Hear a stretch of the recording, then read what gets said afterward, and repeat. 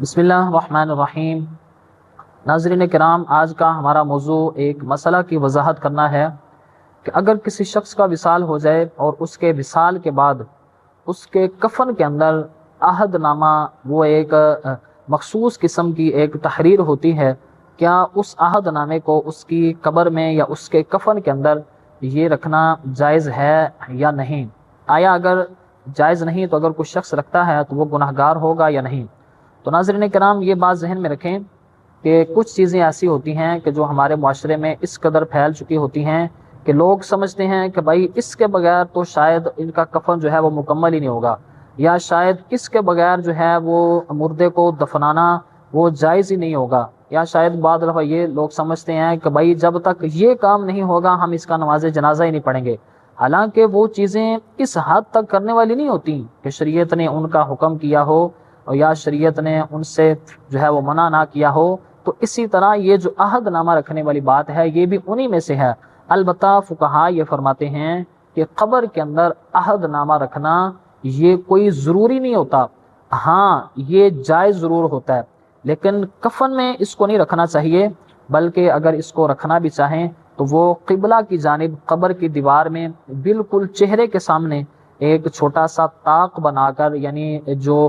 قبر ہے اس کی میت کی، اس کی قبر کے اندر ایک چھوٹا سا طاق بنا کر اس طاق میں رکھی جائے، یعنی کفن کے اندر نہیں رکھنا چاہیے۔ لہٰذا کفن میں رکھنا اس سے فقہا نے منع کیا ہے۔ اس پر جو دلیل ہے وہ بڑی وضاحت کے ساتھ علامہ شامی نے اس کو ذکر کیا ہے۔ فتاوی شامی کے اندر یہ روایت بڑی وضاحت کے ساتھ موجود ہے۔ علامہ علاء الدین حسکفی یہ فرماتے ہیں کتب علی جبہتہ المیت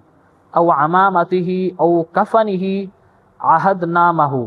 کہتے ہیں میت کی پیشانی یا عمامہ یا کفن پر عہد نامہ لکھا گیا تو کہتے ہیں ترجا ان یغفر اللہ للمیت، اللہ تعالیٰ سے اس کی بخشش کی امید کی جا سکتی ہے۔ یعنی اگر کسی میت کی پیشانی پر یا اس کے عمامہ شریف پر یا کفن پر عہد نامہ لکھ دیا جائے تو یہ بڑی اچھی چیز ہے، اور اس سے اللہ تعالیٰ کی بخشش کی امید کی جاتی ہے۔ اور کہتے ہیں اس پر ایک بڑی خوبصورت انہوں نے ایک دلیل پیش کی ہے، کہتے ہیں کہ ایک بندے نے اوصى بعضهم ان يكتب في جبهته وصدره بسم اللہ الرحمن الرحیم، ایک بڑی شاندار آپ نے یہاں روایت ذکر کی ہے۔ کہتے ہیں کسی شخص نے یہ وصیت کی کہ میری پیشانی اور سینہ پر بسم اللہ الرحمن الرحیم لکھ دینا، تو کہتے ہیں ففعل، یہ ایسا کر دیا گیا، یعنی اس کے پیشانی پر اور اس کے سینے پر جو ہے وہ بسم اللہ شریف لکھ دی گئی۔ تو کہتے ہیں فلما ثم رؤی فی المنام، پھر اس بندے کو خواب میں دیکھا گیا، یعنی اس بندے کو کسی نے خواب میں دیکھا، فسئل، اور اس سے پوچھا گیا، فقال لما وضعت فی القبر جاءتنی ملائکۃ العذاب،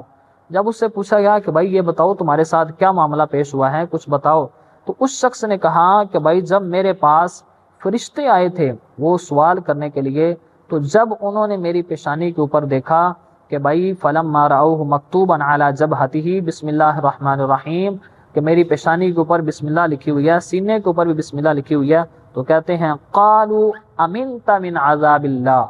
تو اللہ تعالیٰ نے مجھے قبر کے عذاب سے محفوظ فرما لیا۔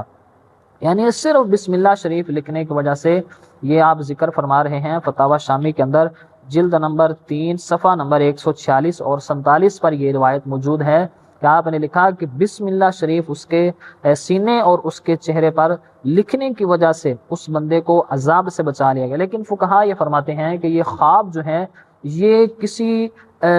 چیز کو عمل میں لانے کے لیے کوئی مستند دلیل نہیں ہوتا، لہٰذا یہ عہد نامہ جو ہے وہ رکھنا اگرچہ جائز تو ہے، لیکن اس حدیث کی روشنی میں ہم یہ نہیں کہہ سکتے کہ بھائی یہ بڑا ضروری کام ہے، بھائی یہ کوئی واجب ہے یا مثال کے طور پر یہ سنت ہے، ایسا نہیں ہے۔ ہاں جائز ہے کہ آپ اس کو رکھیں، اس سے نیک فالی لی جا سکتی ہے۔ البتہ بعض لوگ یہ سمجھتے ہیں کہ بھائی جب تک جو ہے وہ یہ عہد نامہ نہیں رکھا جائے گا اس وقت ہم اس کو دفن نہیں کریں گے، یا یہ انتہائی ضروری چیز ہے، ایسا نہیں ہے۔ اس حدیث کی روشنی میں فقہا یہ فرماتے ہیں کہ عہد نامہ اس کی قبر میں چھوٹی سی طاق بنا کر دائیں جانب اس کے چہرہ کے مقابل بالکل چہرہ کے سامنے وہ اگر رکھ دیا جائے تو یہ بالکل جائز ہوتا ہے۔ دعا ہے کہ اللہ رب العزت عمل کی توفیق عطا فرمائے۔